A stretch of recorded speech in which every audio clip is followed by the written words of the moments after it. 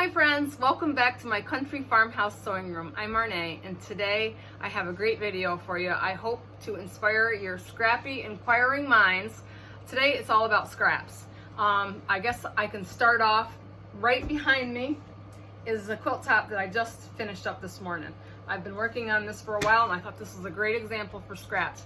I have some great ideas about organizing your scraps, because if you're anything like me, I'm a fabric hoarder and I save every little piece.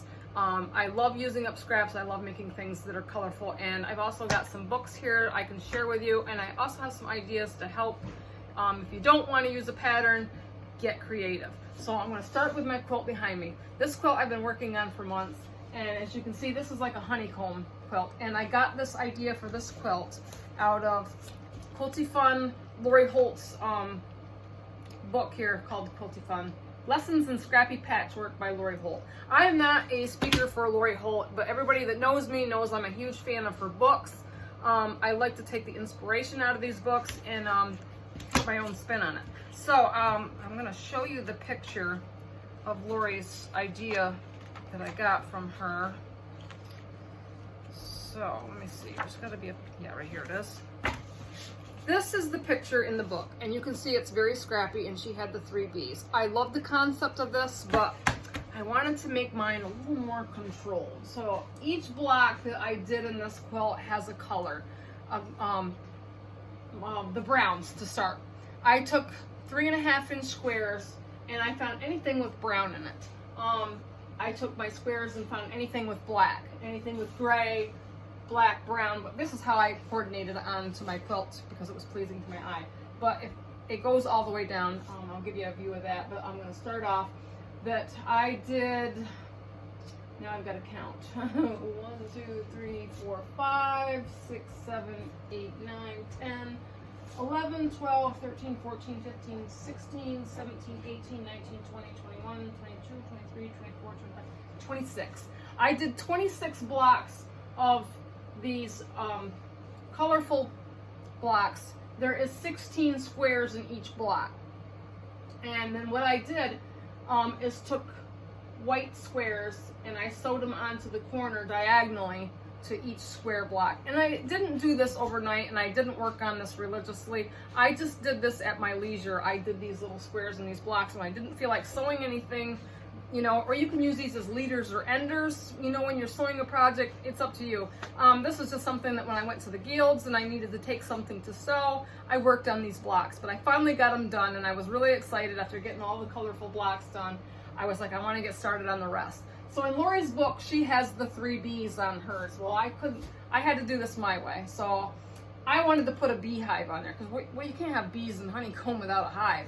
So I got the hive idea out of her Lori Holt's Farm Girl Vintage 2. This has the pattern for the beehive in it. So I made the beehive on this, and then I did the 3 Bs that was in the row by row book.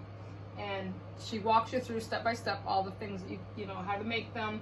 And I had to make my middle bee the queen bee. So being creative as I am, I just drawed out a little crown and put my fabric on some heat and bond. Actually, I drawed on the back of the heat and bond the crown, and then I ironed a piece of yellow fabric on there, and then I just cut out my little crown and I just appliqued it on there and stitched it down. You know, I just love the idea of getting creative with something. So my wings also, I had some scrappy eyelet fabric and some of this pretty, I don't know, it's not lace, but it's just really pretty. And I only had a little bit of this, so I thought my one middle bee was gonna have the fancy wings, and she's the queen bee. So to tell you about this quilt is totally made from scraps, and I mean everything. The white fabric was bits and pieces of white that I had, or leftover quilts, you know, that I save everything. I'm a nut. But everything on here, all the squares, the bees, I had this yellow and black fabric forever, and this is just a strip of that yellow and black with a strip of black. These were very simple to put together. And if you don't have the books, or you don't want to buy the books, another idea you could do for this quilt is applique something. You know, it's just a little bit of scrappy fabric. What do you got to lose? You know, experiment with it. But I made mine from the books, but I thought this would be a great thing if you can draw, or you have, you know, a piece of fabric with a bee on it. I mean, the ideas are endless. But I really like this from Lori's book. And another thing these blocks would be great for if you had a panel. If you had a panel with, you know, bees or some kind of picture thing, I mean, this would be a great border to put around a panel as well. But this quilt is really, I'm just really, really happy with it. And it has a lot of I Spy in it, because a lot of these blocks have pictures in it, like a goat, the cats, the bird. Here's a pair of llamas that are kissing. What's some of the other cool stuff? I got a couple kitties in here. There's coffee, there's butterflies, there's other little beehives, lots of flowers. There's a kitty with a umbrella, just some really cool stuff. So I'm going to step aside and I'm going to kind of angle this down so you can see all the way down, because I did the black and the browns at the top, and then I went into the greens, to the purples, to the blues, to the bluish green color, and then I went into the reds, the pinks, and the pinkish purple, and then the red, orange, and then yellow on the bottom. I just kind of laid this out on my floor and figured out what looked pleasing to my eye. I love the colorfulness in this.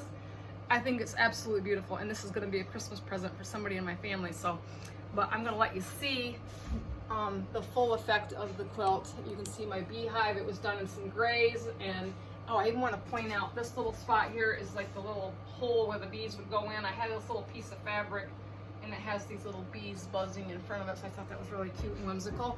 But I will let you see the full length of this. So I'm going to kind of angle it down so you can kind of see the bottom of my quilt. It has the reds, the oranges, the yellows, the pinks, the blues, the greens, the purples. It's just really super colorful.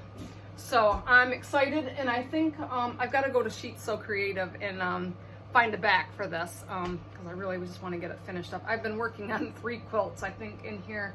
I have an X's and O's quilt. I would love to show you that, but that's another video, so I'm just going to save that because I am doing that with a friend, and so I'm working on that. That'll be upcoming. But anyway, my binding for this, I thought about doing like a scrappy binding, like the browns, the purples, the blues, the reds, the orange, the yellow, and then just kind of make it match all the way around the side. This is just really fun quilt. I'm really super excited about it.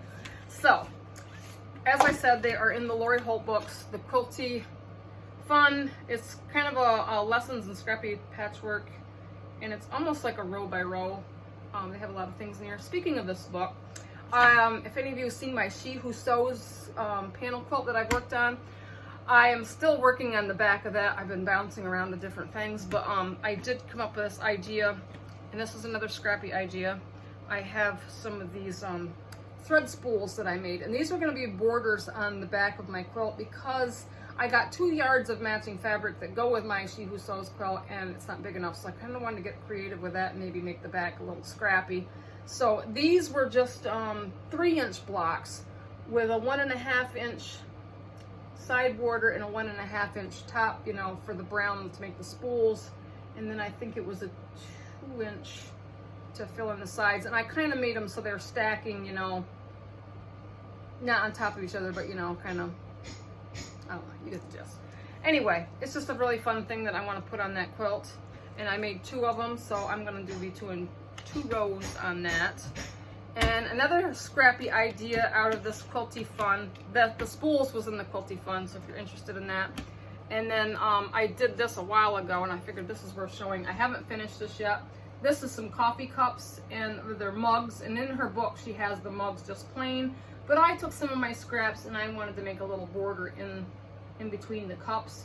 So this will be a nice table runner. I got to get a back for this and get it on my quilter and maybe quilt it. It's just one of the things that I wanted to show you, and I have my sister to thank for this, so I could hold it up and show it to you with one hand, that we clipped it onto a ruler, and I just thought this was a really neat way so you could really get the full idea. Just some things that you can do with your scraps. It's just really fun. And speaking of books, I'm obsessed with the Lori Holt books. I just got my new book, Scrappiness is Happiness, last week. And this book just came out in July. I pre-ordered this and I was so excited to get it. There is lots of fun quilts in here. And Lori gives out some great ideas on how to organize your scraps, which I'm going to get onto next because I spent 2 days up here, I mean, busting butt to try to organize my scrap bin because my scrap bin was overflowing and it was disorganized, and I get in it a lot. And I thought there's got to be a better way because I love saving everything and I love making stuff with scraps. And if you're anything like me, maybe this will help inspire you a little bit for your scraps.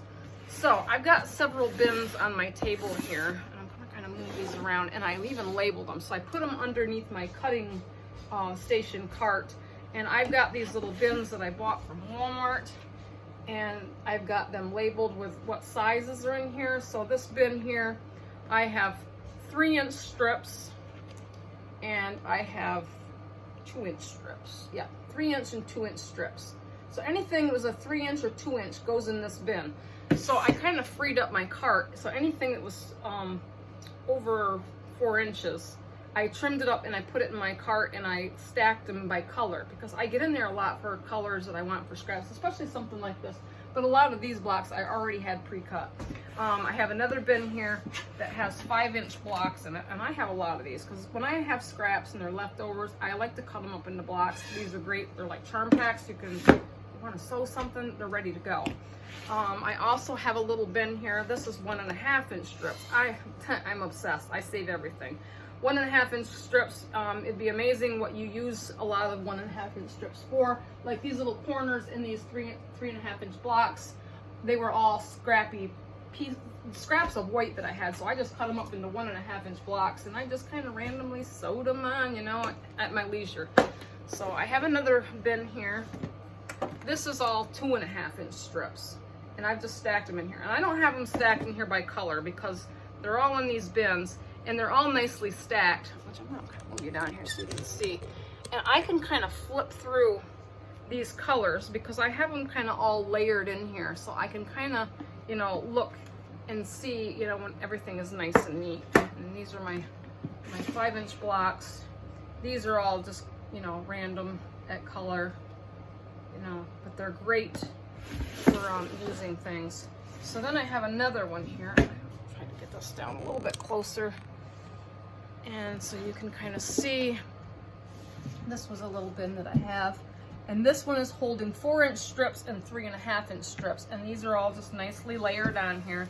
Because, you know, when you're looking for something, it's already cut to the width of the size I need. And a lot of Lori's books, you know, have certain widths. So it makes it really easy for me to get the colors. So this was the 2-inch. We got that. I showed you this one. This one was, no, I didn't show you this one. This one's 2.5-inch strips. Maybe I did show you this. So this is the 2.5. The 3-inch, the 2-inch, the 1.5, and these, and I showed you the 5-inch blocks. Okay, and I think I told y'all many times, a lot of my scraps, you know, when I don't know what to do with them, I cut them up into squares. And this bin here, I keep this covered up into a with a cover on it, but I took the cover off.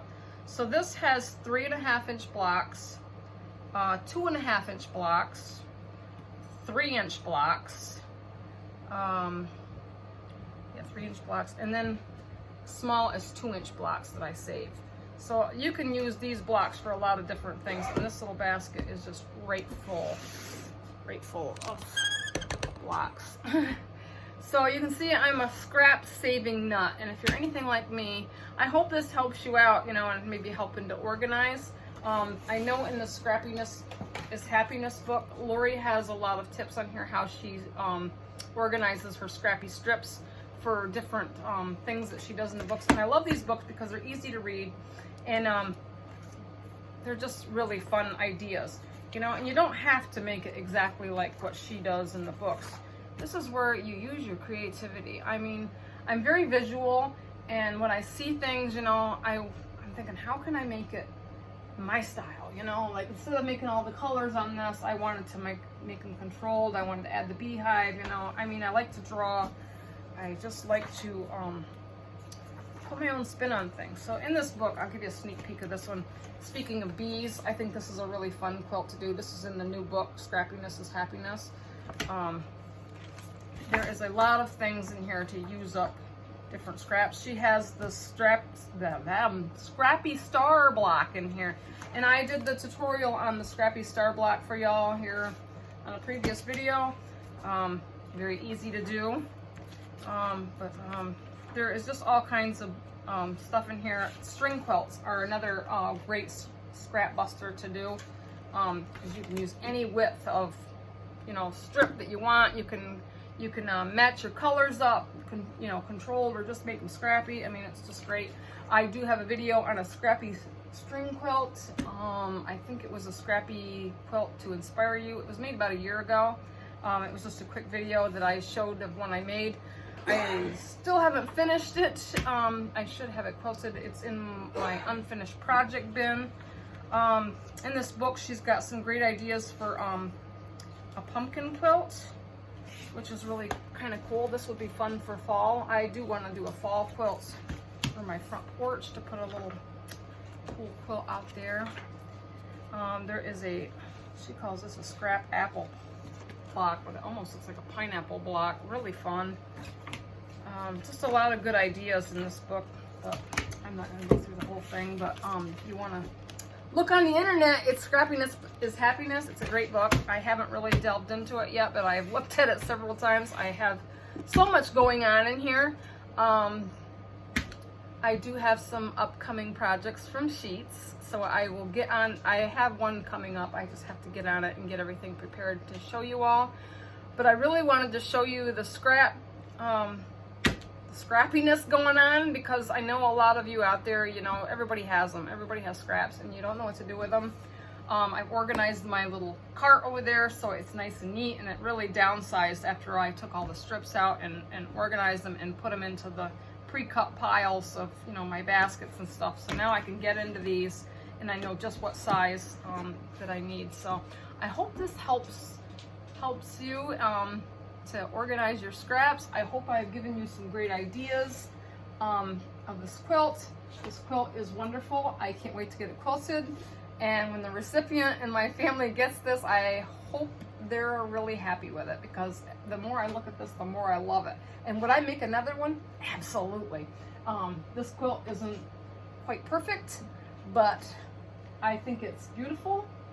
And when it's quilted, it's gonna look even better. I'm going to put a bee theme for my quilting on here. This will be great. So who knows, maybe it'll be showcased. But anyway, I hope this inspires you. Hope you love it. If you like this video today, give me a thumbs up. Leave me a great little comment, ideas, suggestions. Love to hear it. Share with your friends. And I will get back to you soon. So stay tuned to my channel. Have a great night.